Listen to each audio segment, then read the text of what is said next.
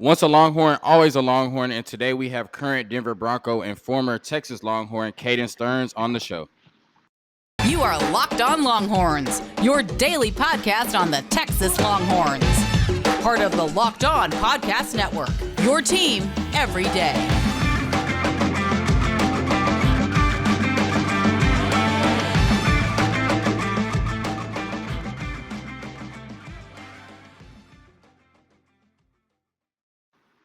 Locked on Longhorns, the show. Jonathan Davis, your host. Once again, current Denver Bronco, former Texas Longhorn, Caden Sterns, joining the show. Caden, talk to Longhorn Nation. Just tell them what this offseason has looked like for you thus far. Oh man, just a whole lot of training, just getting ready for the season. And it kind of came fast, but enjoying this little time off. But for the most part, just getting the body right, trying to stay healthy, and come in this year and win some games this year. So you're talking about this year, but let's rewind a little bit. At your time at Texas, University of Texas, you were a part of the 110-win season that Texas has had since 2009. That was in 2018. Texas made it to the Big 12 championship before they lost to Oklahoma, and then beat Georgia in the Sugar Bowl this year. That year, talk about 2018, your freshman year at UT. What was that like for you, just on and off the field? Man, it was fun. Freshman year, we kind of really put together a solid squad and a solid season, making the Big 12. That year we just had a whole bunch of dogs on the field that played for one another and just kind of carried a chip on the shoulder because we kind of were the underdog, so to speak. So, man, it was a fun year all around, on and off the field. Definitely. One of those dogs that you play with is Sam Ehlinger. What was it like to go to battle with him each and every Saturday? Man, he just has that grit. He's a smart guy. Uh, he just has that kind of that swag, at least in college, that everybody kind of just bit off of or fed off of. So it's just like um, it kind of trickled throughout the whole team. And from there, we just kind of followed his lead and try to make things happen, which we did that year. So it was fun. Okay. What was it like? Obviously y'all lost to him in the Big 12 championship game. But the Red River rivalry, going out there and winning in the fashion that y'all did your freshman year, what was that experience like? Like, what was that game like? Your first time against Oklahoma and y'all beat them the way you did. Man, it was really lit. We kind of let them come back, man, really fast in the fourth quarter, because they had a really explosive offense. But to win how we did with Cameron Dicker making a walk-off field goal, um, and it was fun, man. And we wish we should have had them in the Big 12 championship as well, but we kind of let up a little bit, and things happened. But man, it was a fun game for sure. All right, so 2019 and 2020 didn't go as well. Y'all weren't able to build up off of the momentum that y'all had in 2018, coming off of that 10-win season. What, in your opinion, do you think happened in 2019 and 2020, and why y'all weren't able to achieve the same success y'all had in 2018? Oh man, you can contribute a lot of things to that. We were kind of beat up that year. I was beat up my sophomore and junior year a lot. Uh, Kind of like trying to recover from my freshman year, how much I was kind of beat up, and and and then unfortunately, like we didn't really put together the squad that we had. I felt like it was a little underdevelopment, and not we didn't really carry that momentum that we had going from 2018 on. It kind of like we kind of like suppressed that. So those two things right there, I feel like is the reason why we kind of just got halted a little bit and didn't have the season that we had. So after 2020, Sark comes in, and the team goes 5-7. They have their longest losing streak since the 50s. They lose to Kansas, right, 57-56. That's the talk Yeah. about everything. The way that they blew the lead to Oklahoma, they had a lead going into the fourth quarter on Oklahoma State and Baylor, the two finalists for the Big 12. They lost those games. Just a lot of collapsing in the second half, and things didn't look really good last year. Um, what did you think about Sark's first year in the program? I'll ask you that first. I mean, in my opinion, he did a great job. He kind of came into the heat of things where there's a lot of toxicity or being a lot of toxic things going on year prior. A lot of players left. So, he he did a pretty good job, like you said. A lot of those games they lost that they were in Oklahoma, they were beating the brakes off of them, kind of let up. Oklahoma State, Baylor, kind of came down to the wire. So, if you look at the record, yeah, it looks bad. But if you look at, kind of into the game, not saying how they, kind of how close they were in most of these games, which if you kind of go back to when I was there, I think my junior year, like we only lost by a total of 13 points. So it's kind of been a thing at Texas losing these close games. So, I feel like he can get them over the hump, man. And I feel like what they got going on now as far as recruiting and, on the outside looking in, he's doing some good things. So, Yeah, I've said that Sark has probably had the best offseason of any coach when you look at it. Coming off a 5-7 season, 2022 recruiting class, top 5 in the country. We know the offensive line recruits that they brought in. Then the top 5 transfer class led by Quinn Ewers. And then what he's been able to do with this 2023 recruiting class, starting with Arch Manning. You just don't see coaches do this coming off of a 5-7 season, the dominant offseason that Sark has had. And I think a lot of Texas fans are really excited for the future.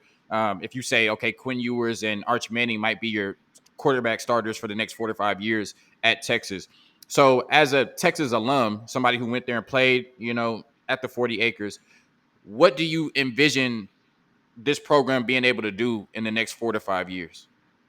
um, I envision what I always thought we were capable of doing. Like it's never been a talent thing, in my opinion. Um, you always had guys on the roster that can play. It's just like putting it together. When you go to Texas, that's a lot of pressure. To me, I compare the Texas Longhorns being like the Dallas Cowboys of the NFL. It's high expectations. So with that, man, that comes with a lot of pressures on the field and off the field. But I envision, Natty playoffs, Big 12 championship, the things that uh, Texas is capable of. So, but at the same time, man, those things, building a winning program and having a good culture with high energy and that kids love playing for, that takes time. And but like I said, I feel like Coach Sark and what they got going on at Texas is it's on the right path for sure. Yeah. Make sure y'all going to LinkedIn and checking them out. I know some of y'all need to be on LinkedIn, so check out LinkedIn for sure. This episode is brought to you by LinkedIn. Caden, let's get to the NFL talk. After your time in Texas, so coming into college, you were a top 20 recruit in the country, one of the biggest recruits that Texas had gotten. And it seemed like a foregone conclusion that you would go in the early rounds, be a day one pick, and Hmm. you ended up getting drafted. I feel disrespected reading this in the 5th round, 152nd overall. I already know it wasn't 151 players better than you in that draft. I don't even have to go look at it. Nah, there wasn't. But did you feel disrespected on that day? Be I honest. did, I did, and ultimately, like, um, I was there's things that kind of halted that. What I mean, I had some injuries, and I was kind of playing at that point in a toxic environment with some of the coaches and strength coaches, whatever you wanna say that were there. There were just a lot of things going on, so it kind of, with the injuries and stuff, my confidence wasn't where it needed to be, and ultimately I didn't play well. I put some things on film that wasn't me as a player, and but definitely disrespected. I feel like I said, that like that freshman year, that what happened the freshman year, everybody talks about what happened, where he go, and that didn't happen by accident. So I always been that player. Things happen, but again, definitely, my draft day I was a little upset about where I went, but uh, it's not where you in the league. Once you get in the league, you're in the league, and that's about what you make the most of. So, uh, and I kind of showed some glimpses of the type of player I could be last year with the limited reps that I had. So, we're gonna make the most of it for sure. Yeah, like you said, you've been that player, the player that signed in his freshman year. So y'all can read between the lines what might have happened in the next couple of years in between his freshman year and him getting to the NFL.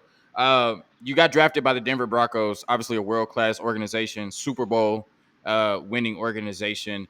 Did you talk with them pre-draft? Did you have an idea you might go there? What were the talks with Denver like, or was it completely random when you got that call? Man, to be honest, I didn't think I was gonna be in Denver. I talked to him once, and during the whole draft process, the other teams that I was talking to were the Cowboys. I thought I was gonna go to the Cowboys, um, Chargers, and some other squads. So, yeah, man, but again, the place that I came, it's been amazing. I love the atmosphere. I love the energy around the building, and just like the best that we have. I give a lot of credit to. The safeties the best that we have as far as Kareem Jackson and Justin Simmons. Because man, it's a lot of football between the both of them, and then you got Justin Simmons, who is the best safety in the league, and just being able to watch him, especially Justin, like we're very similar body types. We play the exact same game. We move the same. They call me Baby Simmons sometimes up there to be laughing, but he kind of is a blueprint of how to get to where I want to get to and be the type of caliber safety that I am capable of. So man, to have that type of role model, or at least bet on the team that I can see, like, okay, like just follow what he's doing, you can get to where you want to go. Kind of man, it's amazing, and they're helpful. And again, like, it's amazing, man. I can't complain. Denver's a cool city. So man, I love every part of being in Denver. So. All right. So let's run through some of your highlights from your rookie year. So week 2, you get your first interception against Zach Wilson. Zach Wilson's been in the news a little bit lately. We're not gonna talk about it. What was that like, getting your first NFL interception against Zach Wilson against the Jets in week 2? It was a tip Man, drill too. You was ready. You yeah, know what I'm saying? it was tip drill. Dude, you're supposed to tips and overthrows. You gotta have those. It's a saying. So, man, yeah, man, they got tipped, made a play on it. It was nothing crazy. So, but it felt good. The first pick is always the hardest pick. As soon as you get that one, it start coming. So, hopefully this next year we can make that happen a lot more. So when I first saw it, it said 46-yard interception return.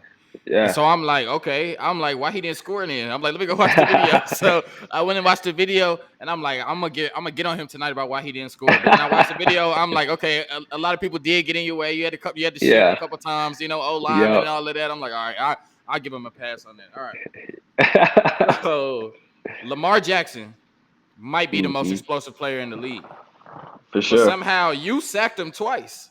So Yeah. like, what? How did that happen? How did you sack Lamar Jackson twice in one game? Man, it was a good call, man. I knew that I would come free on both of them as long as I kept my disguise as far as not showing that I was coming. Um, but obviously, like you said, he gets out of a lot of things like that. So I was just like, man, if I get there, I'm running through his legs and I'm wrapping him up so he cannot. There's no chance of him getting away. But uh, no, man, that was a fun game for sure. Except for that we didn't win. So. Um, But being able to sack him twice, I'm like, kind of feel some type of way because obviously he's one of the top players in the league. So, no, it was pretty cool. Yeah. All right. This one gonna hurt me to ask. You talked about this earlier, like a Cowboy fan and or the Cowboys and the Longhorns being one and the same. Imagine being a fan of both. My Cowboys are so stupid. This is no disrespect to DeMonte KZ or whoever gonna start it. Well, Curse had a really good season, so there's no disrespect Yeah, to Curse DeMonte is good. KZ. But you should be a Cowboy. We've had safety issues forever. It made Yeah, perfect sense, and they still didn't draft you. This is the angst of being a Cowboy fan. And now I gotta ask you this question. yeah. So Dallas loses their first game to Tampa Bay, and Mhm. they go on a 7-game win streak. Michael Parsons then, you know what I'm saying, took the Yep. league by storm. CD going crazy, Amari going crazy, Dak going crazy. Dallas is 7-1. They look like world beaters. They can't be touched. And Yeah. here come Denver into, AT&T Stadium. I'm thinking I'll chalk it up. It's another win, whatever. Yeah. And the final score was 30-16. But I'm a Cowboy fan, bro. Y'all shut them out. Like them, Yeah. them, them little 2 touchdowns at the end. Y'all shut them out. Yeah. And you had an interception in that game. You picked off Dak Prescott. So just talk about that, like being from Texas. Obviously, the Cowboys being one of the biggest brands in sports. You being able to go in there your rookie year, have an interception, but shut them down defensively like y'all did and win that game. I mean, Vic Fangio said y'all gave the league the blueprint to shut down Yeah. Dallas. So, like, what was that game like, bro? Man, it was fun. Like I said, I knew the atmosphere playing in the Cowboy Stadium, so I was kind of the game I had circled on the whole season. So, um, that play, it was just a testament to how we just work together as a defense and on the back end, and again, that's comes with playing with the two vets on the back end as far as Justin and Kareem. Just the communication and all that stuff, man. That really matters when it comes to making plays and everybody making plays on the football and shutting down teams, offenses like the Cowboys, who, in my opinion, were one of the best in the league last year. So, uh, nah, man, it felt good. It kind of my family was torn a little bit because a lot of my family are Cowboys fans. So, uh, but ultimately, man, it was fun. Hopefully, I can do it again and again. Yeah, in a cowboy jersey, hopefully. Yeah. Nah, yeah, I was hurt that game because I talk about drinking the Kool-Aid for Texas. I mean, we was on a 7-game win streak. I'm like, okay, this might be the year. And Yeah. then, man, y'all, like I said, Vic Fangio had the blueprint, bro. I was hurt for like a week about that one. Another reason I'm hurt is because one of our best players last year is now your teammate, Randy Oh yeah. Gregory. What are your early impressions of him? I know he's a dog, but what are your early impressions of him? And I don't know how we let him get out the door, Jerry. Man, Jeez. he's like you said, he's a dog, and having him and Chubb, and along with the other edge rushers that we have and can throw in there to make plays, man, it's gonna be a tough time for quarterbacks. So, uh, but that's what you need in kind of the division that we're in. Our division is really stacked, so you got to come with it. But man, if you turn on the tape, you know, there's some certain players that stand out as far as his tape last year with the Cowboys, and Gregory's definitely one of them. So uh, I'm looking forward to seeing him in full effect in the Broncos uniform. Yeah. Hey, if you want to bet on the Denver Broncos to go to the Super Bowl next year, maybe meet the Cowboys in the Super Bowl. If you want to bet on Caden Sterns to lead the league in interceptions, make sure you do that at betonline.net. So last year you played some really good quarterbacks: Lamar Jackson, Justin Herbert, Patrick Mahomes, Dak. I don't know if Dak in that class, but I'm gonna throw him in there. I'm a Cowboy fan. Which one? Which one was the toughest to face? uh man, they're all different, right? But Pat Mahomes, that's a generational type. Justin Herbert, that's a generational type. It's just hard to say. Just Pat Mahomes and who he has around him as far as last year with Tyreek and Kelsey. Man, you got to worry about a lot of things going on with them, because Pat Mahomes can extend the play and make a second play just by him, just by getting outside the pocket and throwing the ball 60 yards across his body to whoever it may be, man. So I'll definitely say him, man. But Justin Herbert, he's one of the younger quarterbacks that is catching traction and finding his groove in the league. So he's not too far behind him. So it's it's fun. It's fun going against these quarterbacks, man. They're both aliens for sure. Did you have a welcome to the league moment last year? Could be good or Well, bad. welcome to the moment. Man, I Like got somebody pancaked somebody against the embarrassed you. Browns. Okay, there you go. There you go. I got pancaked, man. So they did like we're playing man, and I have a tight end, but like he didn't release. It was like a tight end screen. He acting like he's blocking, so he didn't release. So I'm kind of like hovering, trying to provide some body presence for other players. And so they throw it to him. I'm like, oh shoot, I got to go get there, but there's a big lineman in the way.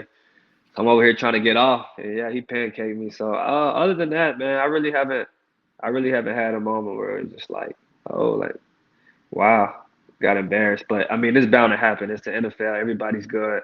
Uh, as far as receivers, running backs, you may get run over, you may get juked, but at the same time, I'm gonna catch them late. I'm gonna get them back. I'm always get them back. So Yeah. All right. So you looked at the Denver team last year, and y'all were dominant on defense. Had two really good running backs in Javonte Williams and Melvin Gordon.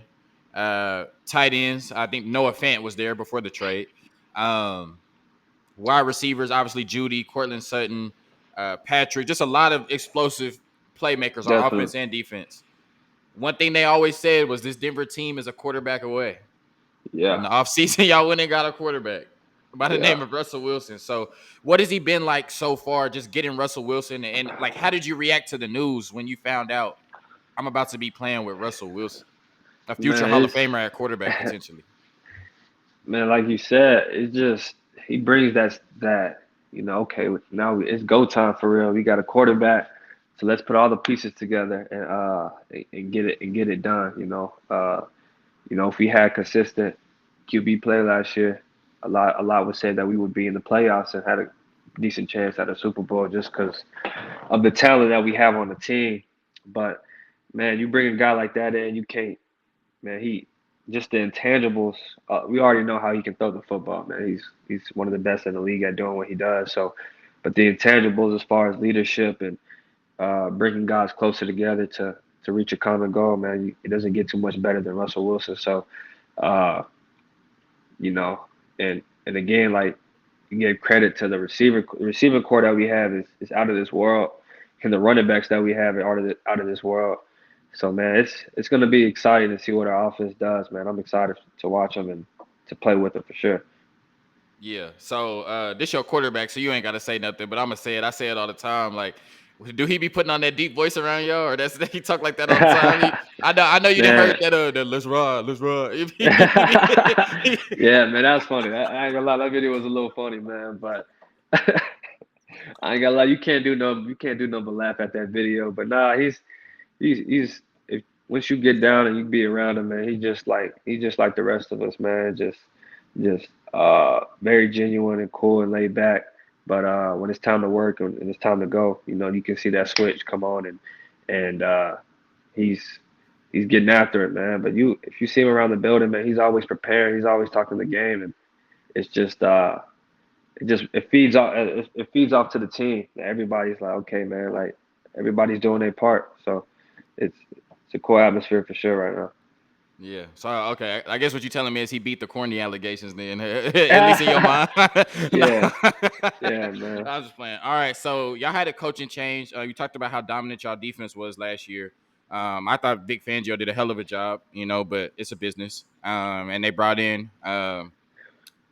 Russell Wilson and they brought in some offensive coaches. So how has that been? You come in as a rookie, you come into a defensive coach who's one of the best defensive minds in the NFL, and then now you're playing for an offensive head coach. How has that adjustment been thus far, even though it's still fairly early?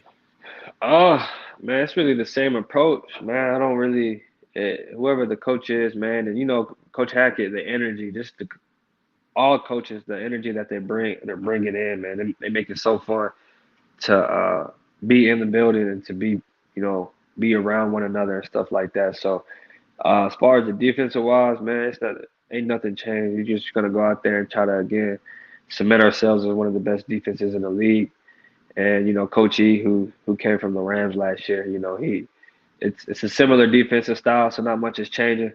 Just a little couple new things here and there, but it's all the same thing. So we got the same mission, same goal as we always do it. And again, that's to be one of the best defenses in the league. So you talked about two safeties that you play with, two all-world safeties, and Justin Simmons and Kareem Jackson. But forgive Yeah, me for being a Longhorn fan. I feel like you're on your way to being an all-world safety. yeah, I feel like they didn't get wrong. They That's- didn't get it wrong how they had you ranked out of high school. I think you that dude, right? yeah. I And so appreciate what? it. Yeah. So what are your goals for this season? Now that you feel as though you got your confidence back, you're getting the coaching that you deserve, the development that you deserve. Yeah, What are your goals for this season and your second year with the Denver Broncos? man, just to keep uh, learning and getting better. Like of course I have goals on stats and stuff like that, but at the end of the day, I just want to keep uh, developing to like again one of the best safeties in the league, which I believe when my time comes I could be. So and I have the two guys in front of me, or the blueprint in front of me with the two guys that are there right now. So uh, yeah, man, I'm just here to do my job and to keep getting better. The rest of the stuff's gonna take care of itself for sure. All right, I'm gonna get you out of here. One last question. You talked about last year. You felt like y'all could have been a playoff team had things gone a little bit differently. Definitely one of the teams in the NFL that has gotten so much better this season. But talk about bad timing. It's good as y'all have gotten, the rest of the division has gotten just. It's like every Yeah, team in the division upgraded like crazy. So, definitely. as fill in the blank, the Denver Broncos will blank this season. Man, I can't. I feel like the Denver Broncos will be one of the best teams in the league. And that's just me speaking that to existence. Obviously, we got all the pieces. It's about putting it together. So we could take it as far as we wanted to. So it's really on us, despite our division being loaded and all of that. So nah, man, I think we'll be one of the better teams in the league this year for sure. I lied. I got one more question for you. We're gonna get back Go to the for it. Texas stuff. This season, 2022, do your Texas Longhorns make it to the Big 12 championship game? They do, and I'm saying they beating Bama this year for sure. Okay. Yeah. Okay. Hooker, we drinking the Kool-Aid. Okay. I got my look, I'm drinking the Kool-Aid, man. look, the fans, bro, because I guess I'm, drink the Kool-Aid, super hype, love my team, whatever. I'm saying all of this. I haven't said they're gonna beat Bama. You didn't you beat me there, but I I said haven't. it, yeah. Yeah, okay, we can say that. But I say all of this, Yeah. and the fans they be like, "Oh, don't say Texas is back. Don't say this. Don't say this." I'm like, why not? I see it, and I'm glad you see it too. Somebody who did play for the program, like you see it. This team is different. The players they bringing in, the coaches they brought in. We're gonna see a different Texas football team over the next 4 years. And you said that earlier. Like I think you agree Yeah. too. Like it's time for them to get back to the Vince Young and Colt McCoy days. And I think with Quinn and Arch or whoever, they got so many talented players at every position now. I think they'll be able to do it. No, like you said it. Like I said, man, it's they're right there. I mean, they went 5-7, but if you think about it, if they win those games that they should have won last year, that the win-loss record is a lot different than what it came out to be. So, yeah, man. Not only am I drinking the Kool-Aid, a lot of these guys that I've been around, I know what they're capable of, and with the proper coaching that they're getting, and again the guys that they're bringing in, these recruits, they can take it. Again, they're same thing. They can take it as far as they wanted to. So we'll see. But I got my money on the Longhorns always for sure. Yes, sir. I got my money on the Longhorns too. Best of luck to you this season in Denver. I don't think the Cowboys are on the schedule this year, so I'll be rooting for you in every game, Caden. But like I said, once a Longhorn, always a Longhorn, bro. And I want to see you getting Pro Bowls and All Pros one day. I think you that type of player for real. I appreciate that. Appreciate you for having me. Yes, sir. Longhorn Nation, as always. Peace.